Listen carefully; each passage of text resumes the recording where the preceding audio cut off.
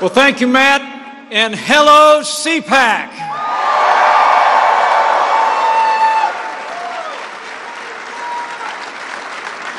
It is great for us to be back at CPAC 2019, the largest gathering of conservatives anywhere in America.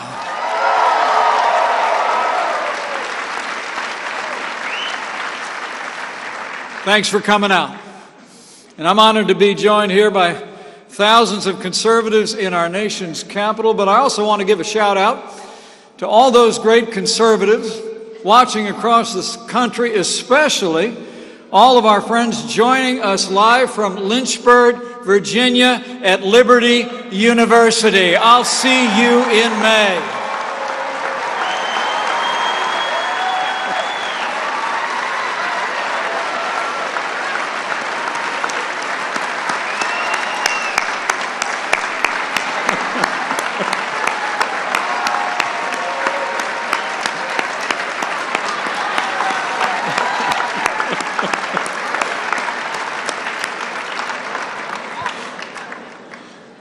And to all of them and to all of you, I bring greetings from a friend of mine. A man who restored American leadership at home and abroad, and a man who can't wait to be with you tomorrow. I bring greetings from the 45th President of the United States of America, President Donald Trump.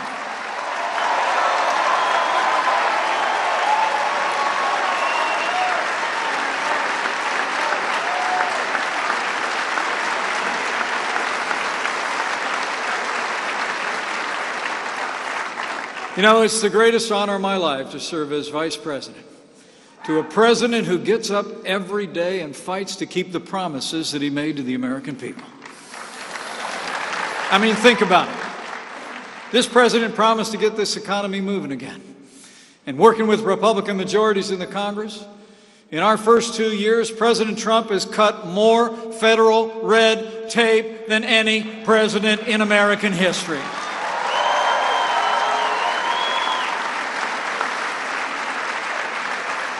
We've unleashed American energy, and now the United States is the largest producer of oil and natural gas in the world.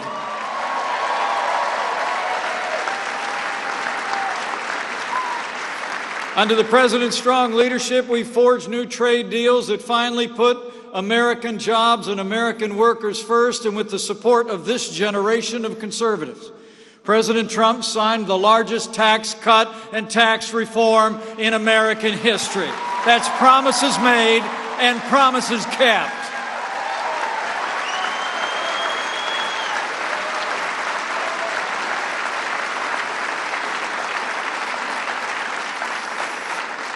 We cut taxes across the board for working Americans, for American businesses.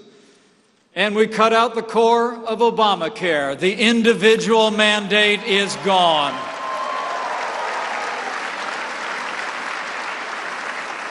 And the results have been amazing. As I stand before you today, the American economy is booming. In just over 2 years, businesses large and small have created 5.3 million new jobs, including over 480,000 good-paying manufacturing jobs that the other side said would never come back.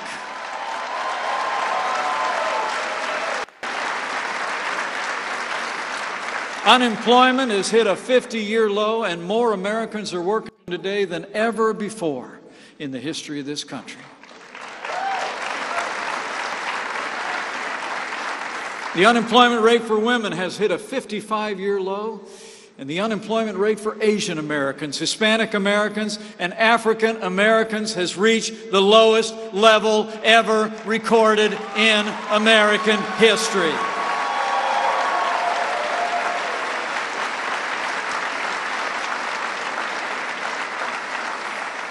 And the wages of working Americans are rising at a faster pace than they have in more than a decade. Under President Donald Trump, working Americans are winning again. The forgotten men and women of America are forgotten no more.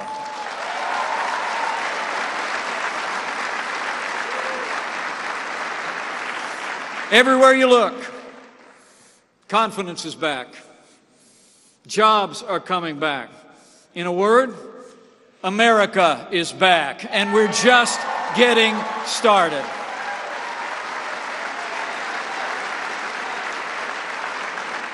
But for all the progress we've made, President Trump has no higher priority than the safety and security of the American people. And from the first days of this administration, this president has worked to make the strongest military in the history of the world stronger still. And last year, President Trump signed the largest investment in our national defense since the days of Ronald Reagan.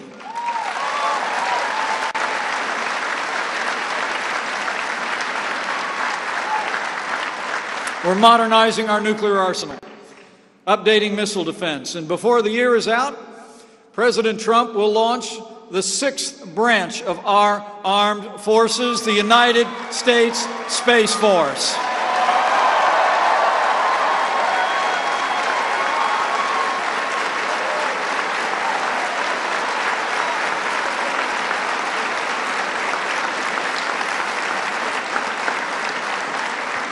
Under this Commander-in-Chief, we'll make sure that America is as dominant in space as we are on land and air and sea.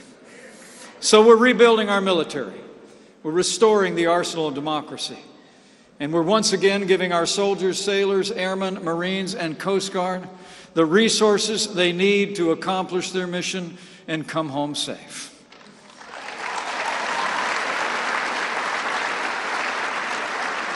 And we're also standing with our veterans and all the men and women who have worn the uniform of the United States, and we restored accountability to the VA. We're finally giving our heroes access to the world-class health care that they earned in the uniform of the United States. Veterans' choice is here.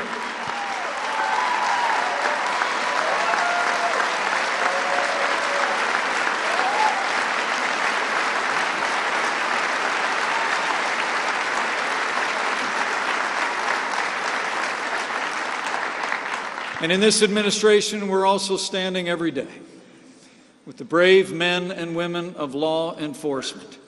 And we've been giving all those who stand on the thin blue line the resources and the respect that they deserve every single day.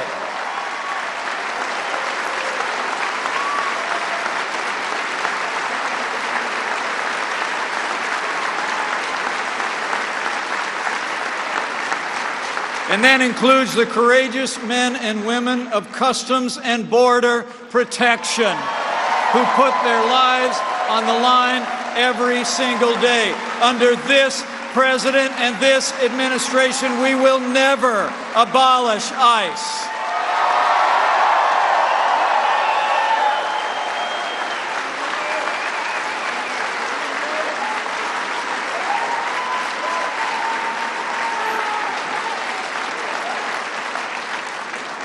You know, as the president has said many times, if you don't have a border, you don't have a country.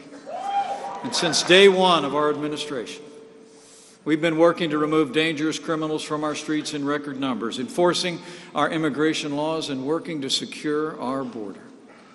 And we've already started to build that wall.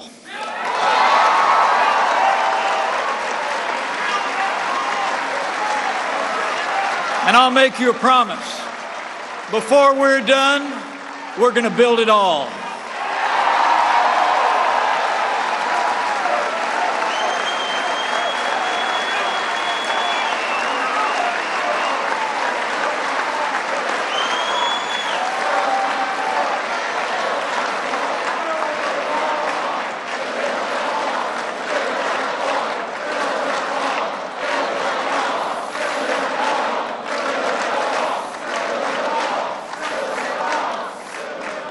Oh, we're building it. As the president often says, don't worry about it. Make no mistake about it, folks. No matter what you hear from the Democrats and their allies in the media, We have a crisis at our southern border. And it's like nothing we've ever seen before. For the first time ever, the majority of illegal immigrants coming into our country are unaccompanied minors and families. Families that are being exploited by drug cartels and human traffickers, encouraging them to make the long and dangerous journey north at a great financial price and often at a great price to themselves and their safety and well-being. You know, when President Obama in 2014 said we had a humanitarian crisis at our southern border, 120,000 minors and families crossed our border illegally. Last year, there were 145,000. And in the last 4 months alone, more than 120,000 unaccompanied minors and families have been apprehended at our southern border. Now, Democrats want to say it's a manufactured crisis, but the only thing that's manufactured is their outrage.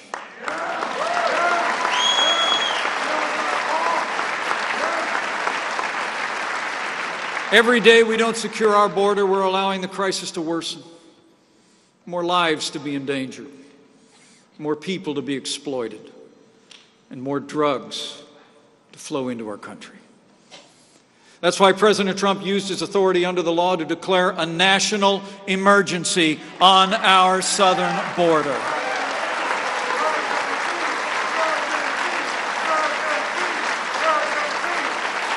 But now Democrats are trying to stop the president from exercising the authority that the Congress gave him to address this real crisis.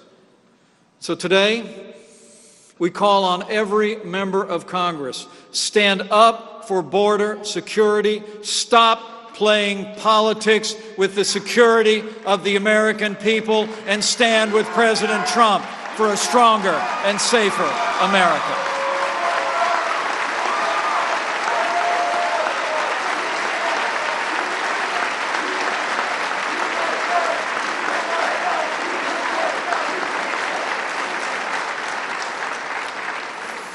With his renewed commitment to law and order, this president's also been busy seeing to our judicial branch. President Trump has appointed more men and women to our federal courts in the last 2 years than any administration in American history, and they are all conservatives like Justice Neil Gorsuch and Justice Brett Kavanaugh.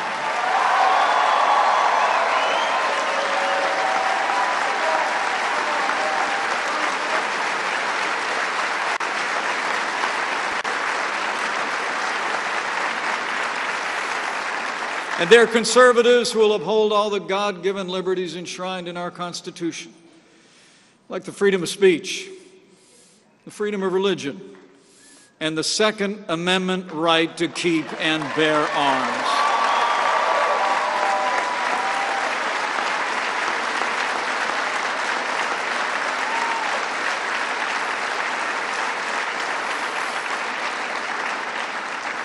You know, the freedom of religion is not just enshrined in our Constitution. It's enshrined in the hearts of the American people. But make no mistake about it, freedom of religion is under attack in our country. Lately, it's actually become fashionable for media elites and Hollywood liberals to mock religious belief. My own family recently came under attack just because my wife Karen went back to teach art to children at a Christian school. Let me say before all of you, I couldn't be more proud of my wife.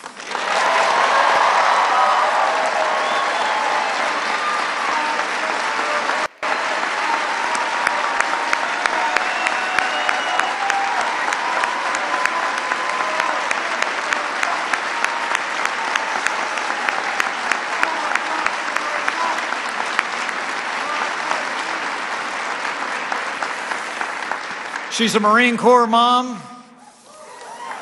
She's a great school teacher, and Karen Pence is a great second lady for the United States of America.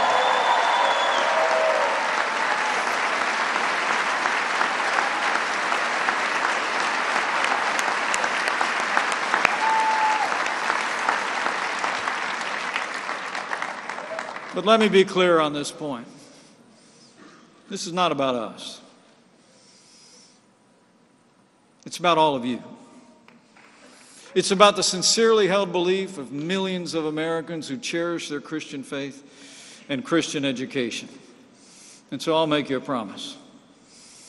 Under this president and this administration, we will always stand with people of faith. We will always defend the freedom of religion of every American of every faith. So help us God.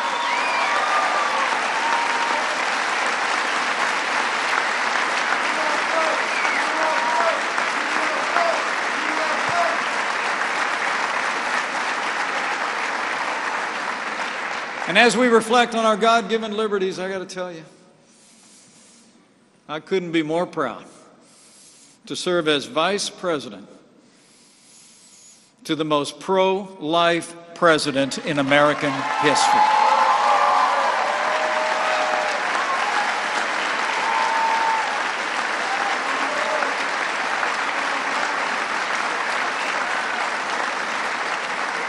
Since the first days of this administration, President Donald Trump has stood without apology for the sanctity of human life.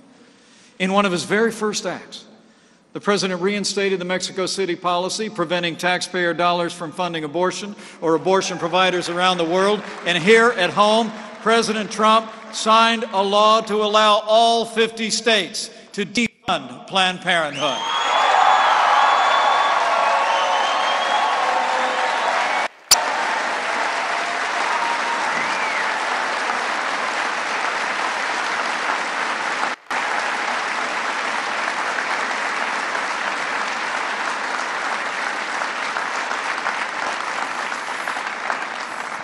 Life is winning in America once again.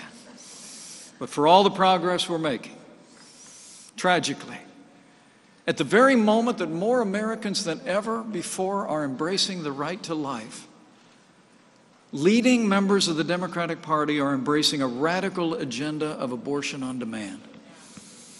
In state legislatures across the country, Democrats have endorsed late-term abortion. The Democrat governor of Virginia openly defends infanticide.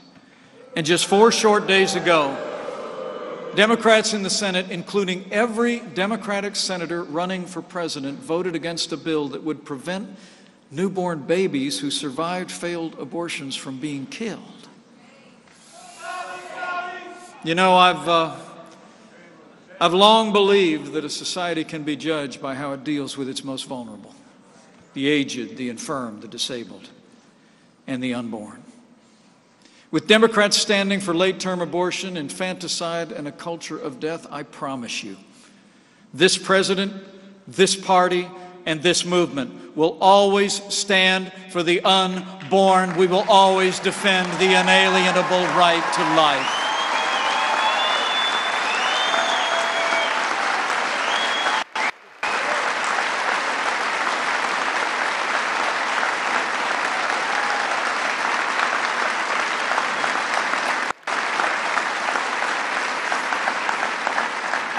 So we've restored American strength and security at home.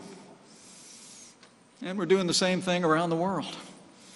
And today, under the leadership of President Trump, the United States of America is once again standing proudly as leader of the free world.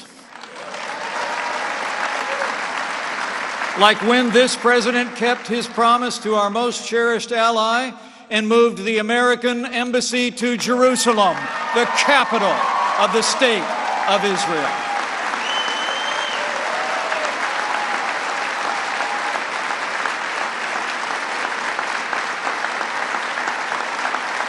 So we've stood with our allies, and we've stood up to our enemies. We've taken the fight to radical Islamic terrorists on our terms on their soil. In Iraq and Syria, thanks to the courage of our armed forces and our coalition partners, the ISIS caliphate has been decimated, and our troops have liberated 5 million men, women, and children.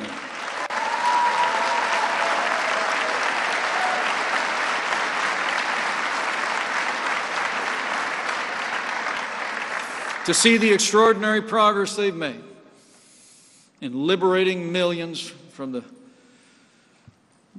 vicious grip of ISIS. I say with conviction again what has been said throughout history.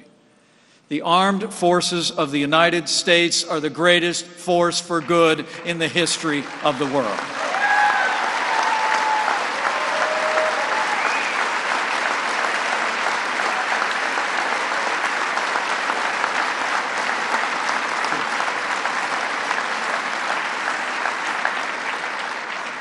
At this very hour, along the Euphrates River, the last mile of territory where the black flag of ISIS once flew is being captured. And in the wake of these gains, President Trump has announced that the United States will begin to hand the fight off to our partner and bring our troops home.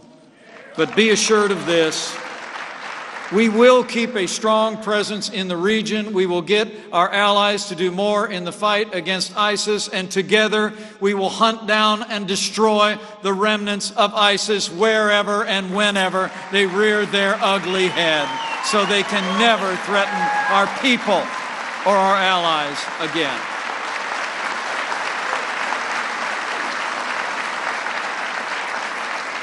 And with that strong leadership on the world stage, President Trump has also confronted the greatest threat to peace and security in the Middle East when he withdrew the United States of America from the disastrous Iran nuclear deal.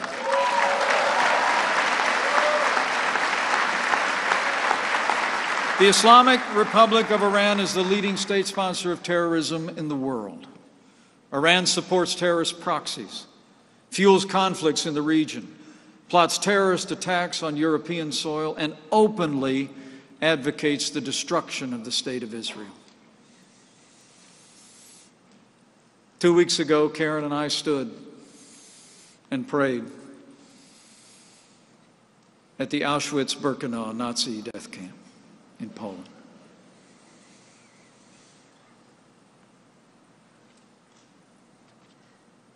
The history of that time must never be forgotten. We mourn with those who mourn and grieve with those who grieve. But we say from our heart, never again.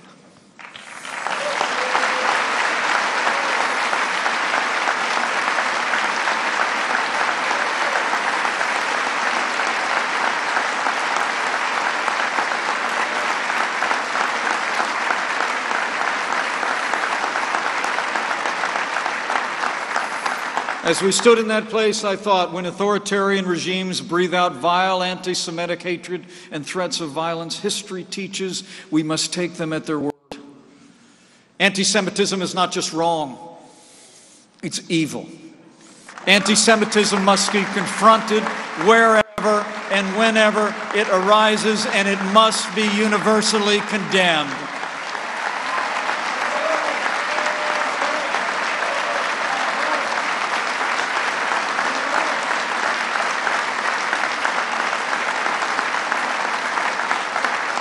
The Iranian regime openly advocates another Holocaust and seeks the means to achieve it. But I can assure you, under President Donald Trump's leadership, America will continue to stand strong. We will continue to oppose Iran, its malign influence, and I promise you, under this president, America will never allow Iran to obtain a nuclear weapon.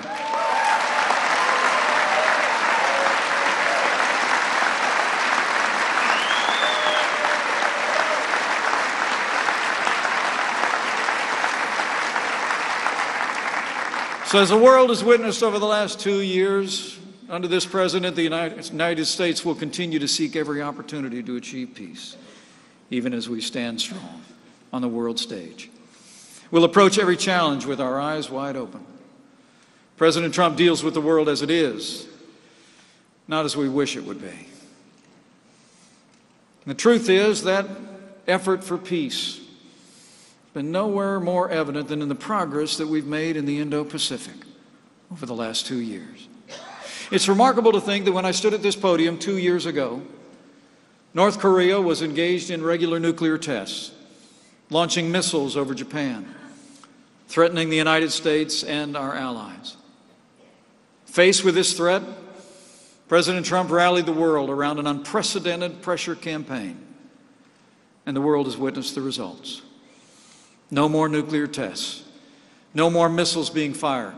Our hostages are home, and Karen and I had the privilege to be present in Hawaii as the remains of our fallen Korean War heroes began to be returned to American soil. Thanks to President Donald Trump, our boys are finally coming home.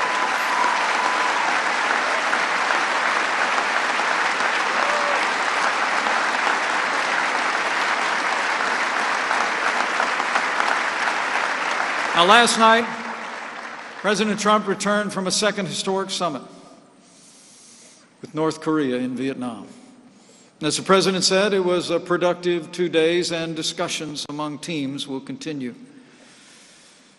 But as President Trump said as he departed, sometimes you have to walk.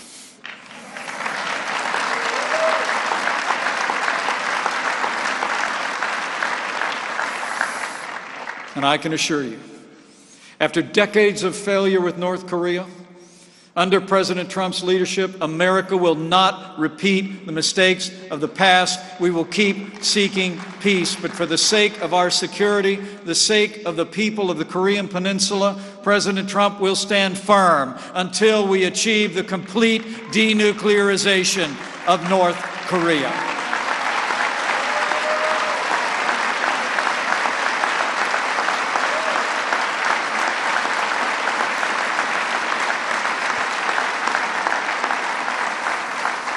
So in just 2 years under this president's leadership, from the world stage to here at home, just in case you haven't noticed, America is winning again.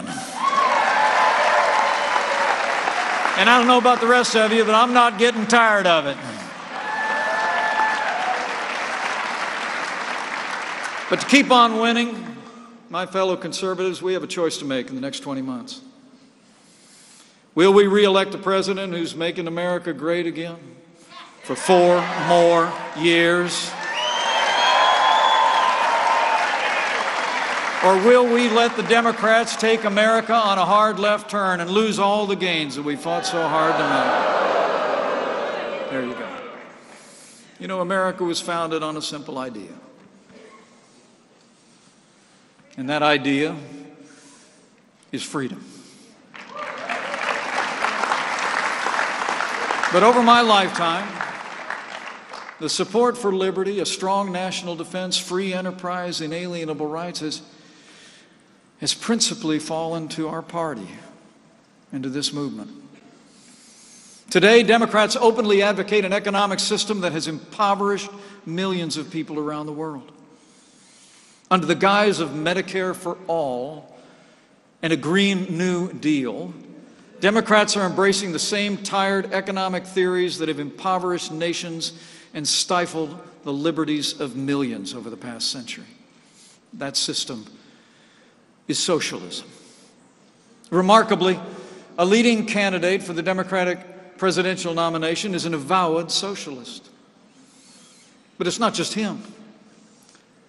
Bernie's been joined by a chorus of candidates and newly elected officials who have papered over the failed policies of socialism with bumper sticker slogans and slick social media campaigns. But what they're actually offering is just more of the same. More taxes, more spending, more government, and less freedom. It was freedom, not socialism, that gave us the most prosperous economy in the history of the world. It was freedom, not socialism, that ended slavery, won 2 world wars, and stands today as the beacon of hope for all the world.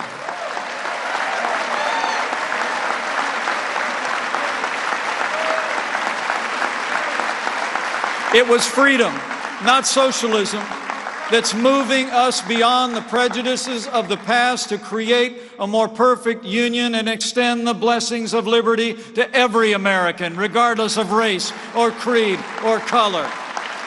It was freedom. And it was freedom, not socialism, that gave us the highest quality of life, the cleanest environment on earth, and improved the health and well-being of millions around the world. It was freedom.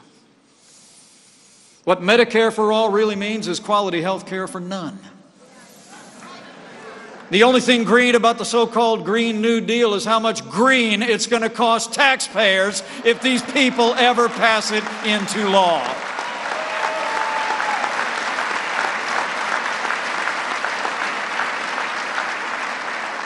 You know, Margaret Thatcher probably said it best. The trouble with socialism is that you eventually run out of other people's money.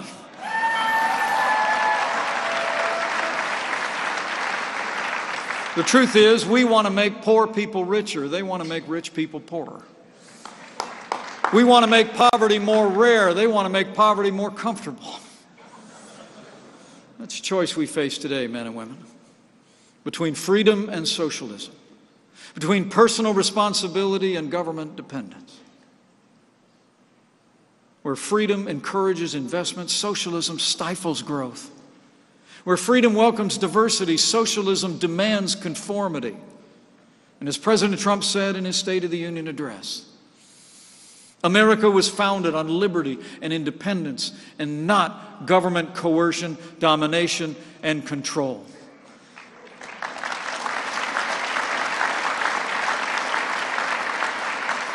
The moment America becomes a socialist country is the moment that America ceases to be America. And as the President said 24 days ago, so we must say with one voice, America will never be a socialist country.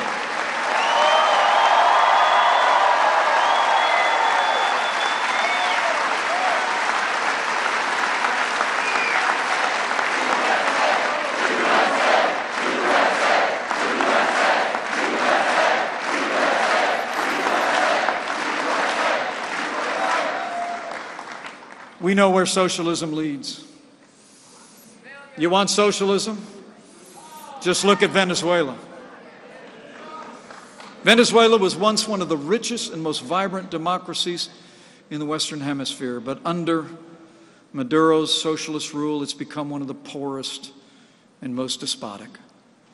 Today, more than 9 out of 10 people live in poverty in that once rich country. More than 3 million Venezuelans have abandoned their homes and fled the brutality of the Maduro regime. But the struggle in Venezuela is between dictatorship and democracy. The struggle in Venezuela is between socialism and freedom. And as I told world leaders in Colombia just this week, Nicolas Maduro is a dictator with no legitimate claim to power, and Nicolas Maduro must go.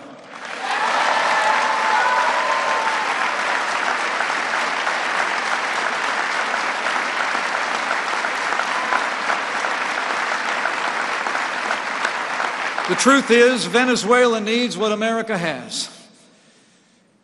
Venezuela needs freedom.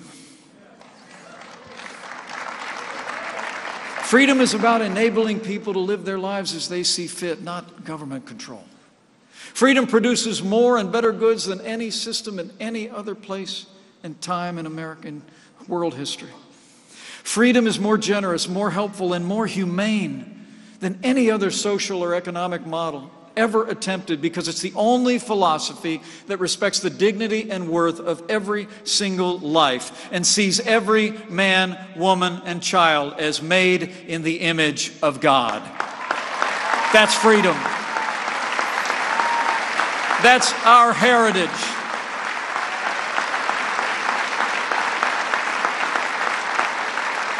And freedom works. This is what we believe. This is who we are. But this is the choice we face in the next 20 months. So men and women of CPAC, we got work to do.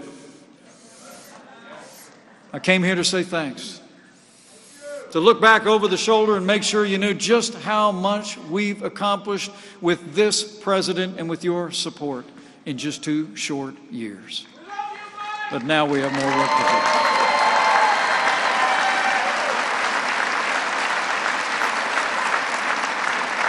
But now we have more work to do. It's just as we did in 2016, 20 months from now, the American people are going to face a choice once again. You know, 2 years ago in Poland,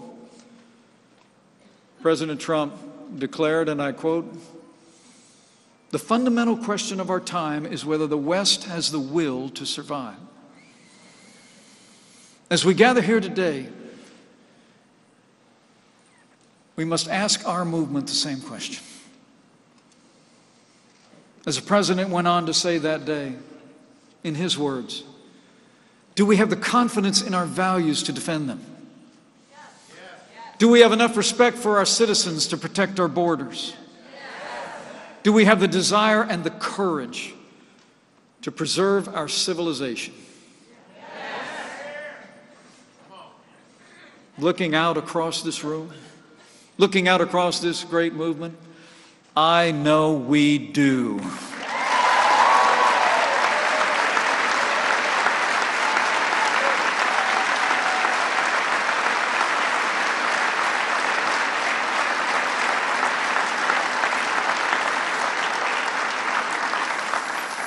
We have the strength, we have the determination, we have the courage to stand for freedom.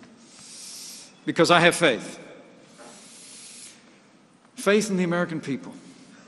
That if we go out and speak freedom to the people of this nation every day in the next 20 months, that if we lay out a vision for a boundless American future based on timeless American principles, if we lay out a choice between freedom and socialism, the American people will choose freedom every single time.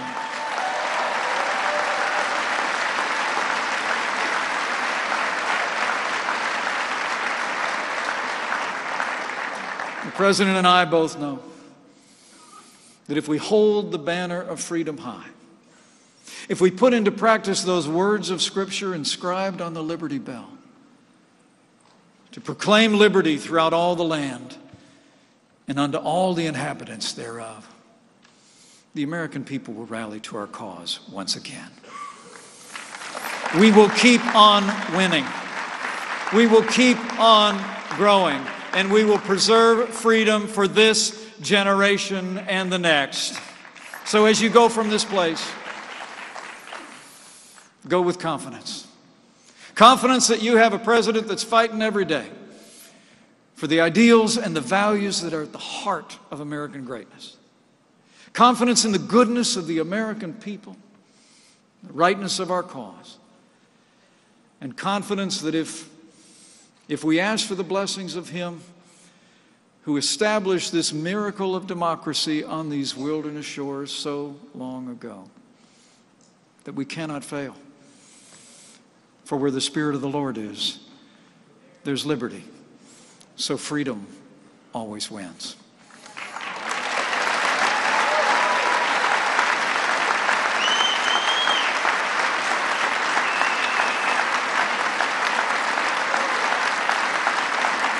So men and women of CPAC, it is great to be with you today.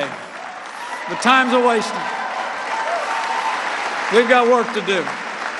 But I leave here with renewed confidence that if all of us do all that we can between now and November of 2020 to hold up freedom, to protect our people, to defend our values, and with President Donald Trump in the White House, with more conservatives elected to our nation's capital and to state houses across this nation, and with God's help, we will make America safe again. We will make America more prosperous than ever before. And to borrow a phrase from a friend of mine, we will make America great again. Thank you very much. God bless you, and God bless the United States of America.